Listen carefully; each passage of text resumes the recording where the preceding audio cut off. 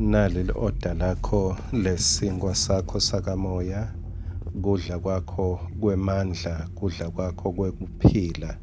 Ngoba umuntu angeke aphile ngesinkwa sodwa, uyadzinga livi lelivela emlonyeni waNkulunkulu. Uyati liphalishi noma ngabe udlile itolo, mawuphakelwa lamhla seliphekiwe futhi lifika selifresh. Nali livi, ngiyati ukuthi kungenteka uke waliva itolo, kepha ngiyakholwa malongcwele utawuliphakela njengelivi leli fresh empilweni yakho. Isaiah 43 verse 18 na 19 wathi, tikhohlweni tindodakadzeni. Angifunze ngibhekise kuwe, tikhohlwe tindodakadzeni. Ungahlali etintweni lesetenca.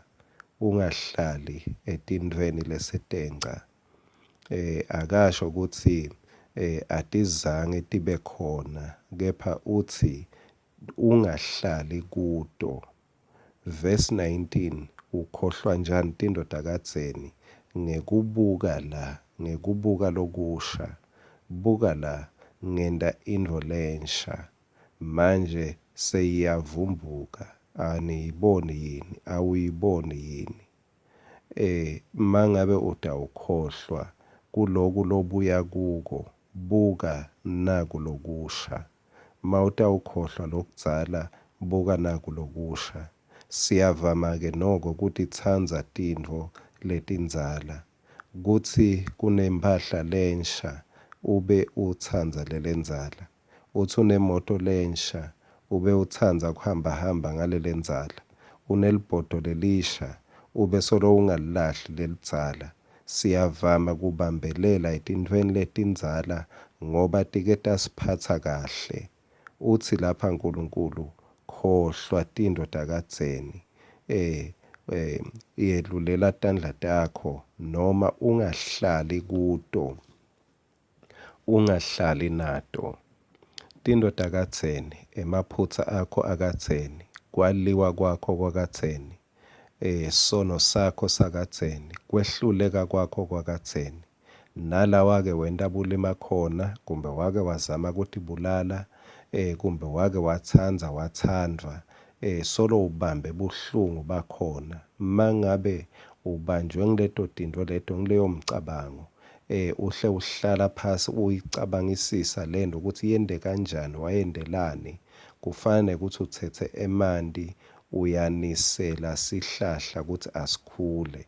Lemcabango mawutinika sikhatsi kucabanga ngale tintfo letenca, kufana nekuthi uyayinisela. Uphila ngekwesaba impilo yakho.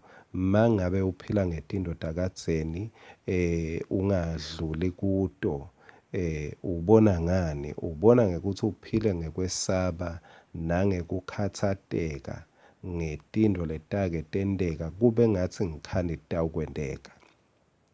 Mangabe wagicika nemoto, sewuyayesaba imoto.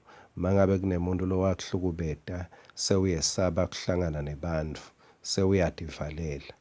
Ubona nangekuthi ube nenhlitiyo lencane, ungakhoni kubeketelela tintfo ukuthi tize tilunge.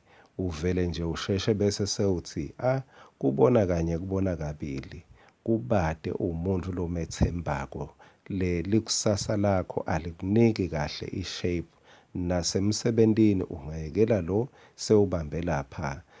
Lekungenteka futhi kuthi nasebudlelwaneni sewuyekelela sewubambabambe lapha. Nakhona kude likusasa ngoba usheshe uthi kubona kanye kubona kabili.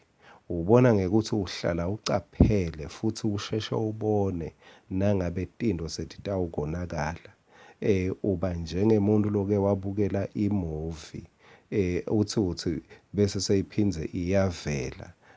Sephetfo sakhona uvele wati ukuthi iyawephetsa kanje.